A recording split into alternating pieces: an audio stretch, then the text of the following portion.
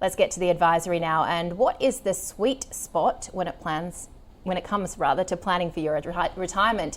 It may not be what you think. Now, James Gerard is founder of financialadvisor.com.au and joins me now. I was quite surprised by this.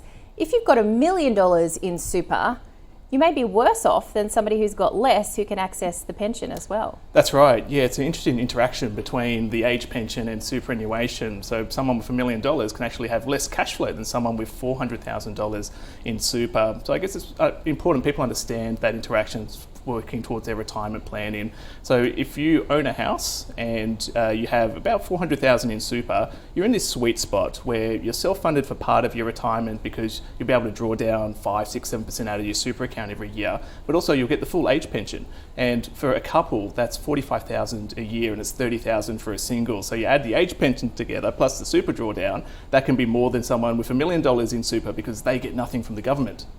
Is there a concern, though, that the age pension may come down? I mean, are you sort of betting on the fact that you're definitely going to get that with this strategy? That is a risk. So I wouldn't be advising people to spend money to get their assets below that threshold to be able to get the full age pension and part of the retirement income from their super. But it's more for the average mum and dad because we have to remember that the median retirement balance at age 60 is only $150,000 for women and $200,000 for men. So most people are going to go into the age pension, whether it's a part pension or a full pension. So it's more for them to work towards building their super towards that cap of around $400,000 for a couple so that they know that they're in a good position and they're not struggling in retirement because although they don't have $1 million, they can still live like a millionaire. What about the inclusion of your assets like your home?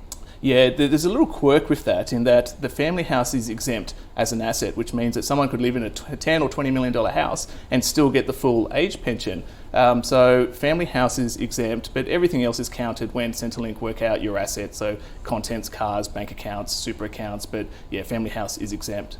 So you mentioned $400,000 for a couple. What would be a sweet spot then for a single person? It's a little bit lower than that. The exact amount is $314,000. So that would be all of those assets except for the family house. That would be either the bank account, super, cars, content. So someone who's single and gets the age pension, that's about $30,000 per year. So the $30,000 per year plus what they draw down from their super account, that is a pretty healthy amount. And also they get the pension concession card as well, which gives discounted utilities and rates and those type of things, which is typically worth $2,000 or $3,000 a year in itself. Now, I know you're also kind of focused on AI in the financial advisory space. Just tell us how important this is as a tool. Absolutely. I think it's a big game changer because, rightly so, the government have had increasing regulation over the financial services sector over the past 20 years, but that's meant that the cost of advice has just been going up and up every year. So by being embracing of AI technology, we're able to use that to bring in automation and some of the things that would take a lot of time to do with staff, we're able to automate that through AI and bring down the cost of advice, which is a really great thing. So what are you doing at financialadvisor.com.au? Yeah, so we're doing a couple of things. So we've cloned myself in advice documents and communication to clients. So every month the RBA comes out with a rate decision.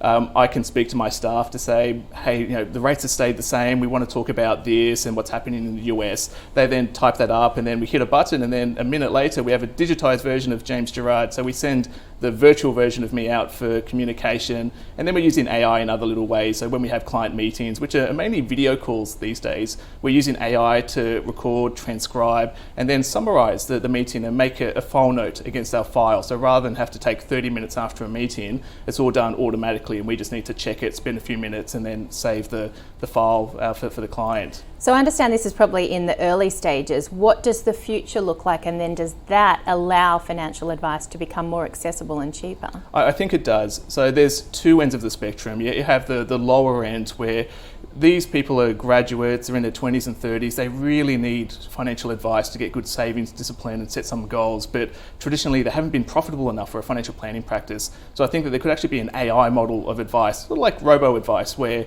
they go through a website, they put in their information, and they're given a somewhat automated advisory document assisted by AI. And then you have the upper end of town where that's the traditional wealth management financial planning model. We're able to bring our costs down and increase our service with the use of AI and automation and that type of technology.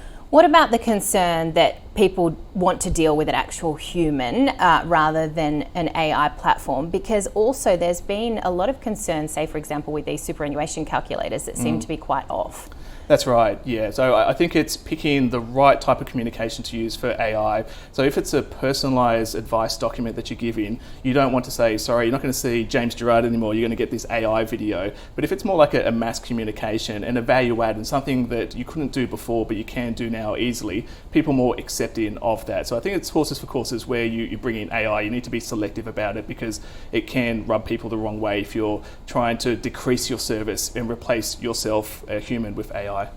And I've heard that something like only 1 in 10 Aussies seek financial advice, which seems very, very low. What is your hope that more education, potentially lower fees, would boost that number?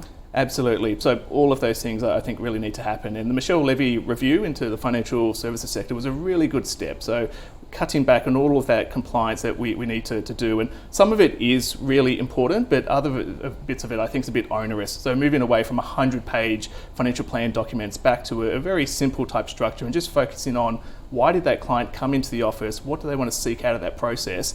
How can we match that up with our service without being bogged down with all the compliance and red tape that we have at the moment?